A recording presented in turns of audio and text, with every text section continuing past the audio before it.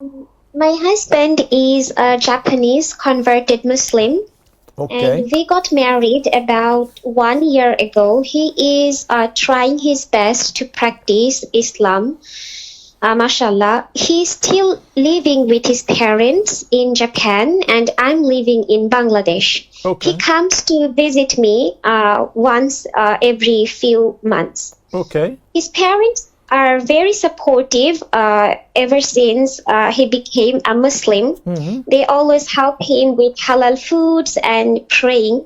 And I will be moving to Japan very soon, inshallah. So my question is, how should I behave with my non-Muslim parents and sister-in-law?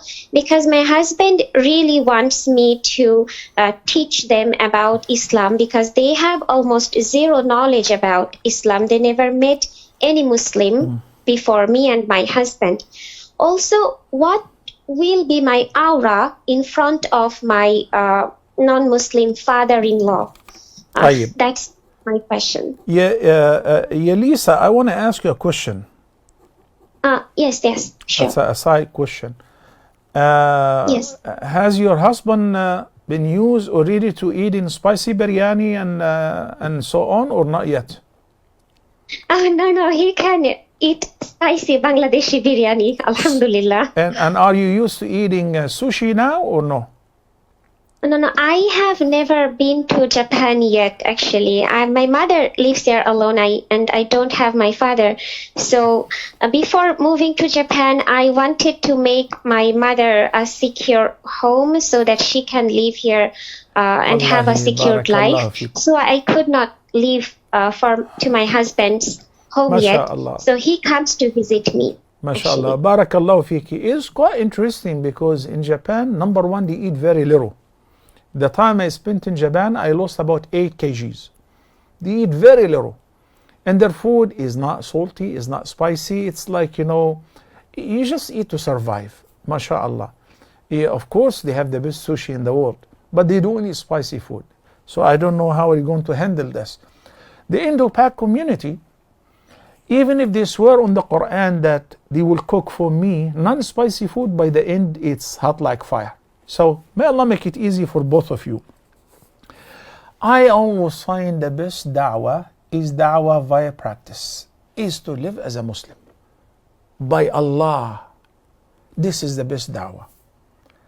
Serving my parents-in-law as a serving my own parents for the sake of God is something very impressive, especially to non-Muslims and Europeans, Japanese, Koreans, because they are not used to that.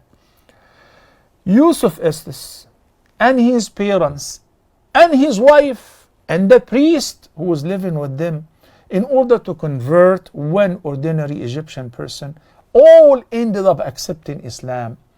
Not because Muhammad Abdul Rahman was very eloquent and very argumentative or was like the student of Ahmad Didat. No. He told me that whenever it is dinner, my father would be coming from downstairs on his cane. He takes time. So the one who would jump off the table and remove the chair and assist Yusuf's father to sit would be Muhammad Abdul Rahman, even though they are not friends, they didn't know each other before. He asked him once, he said, "He's my father. Why do you do that?" He said, "It's in my religion. We have to respect the elders.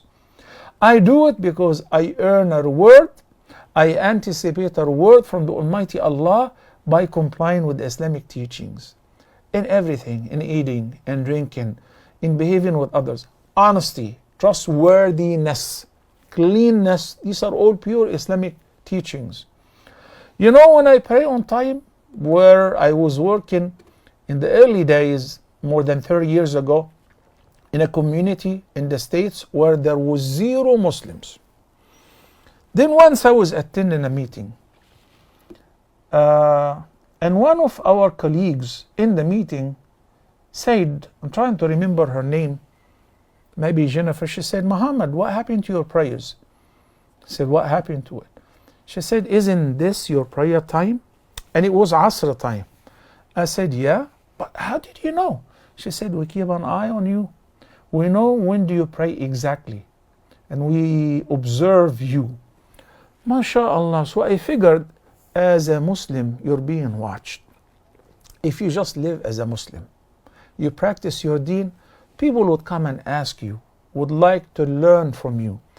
Being kind to people is pure Islamic teaching.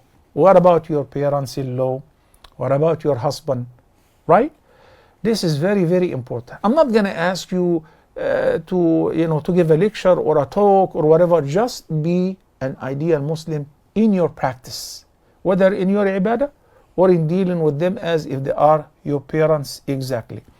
Secondly, your parents-in-law have become, your father-in-law have become your permanent mahram. Accordingly, the way you're sitting before your father, you can sit before your father-in-law. Permanent mahram means he's become like your own father. So, do I have to wear hijab? No. Do I have to wear long sleeves? No. Do I have to wear long garment that covers even my toes? No, not necessarily. Short dress that covers the knees will do. Modest clothes will do, as long as my clothes are kind of loose, opaque, not transparent, not tempting, in the same way, like you're living with your father and your siblings exactly. May Allah bless you both, and hope inshallah you will join your husband soon.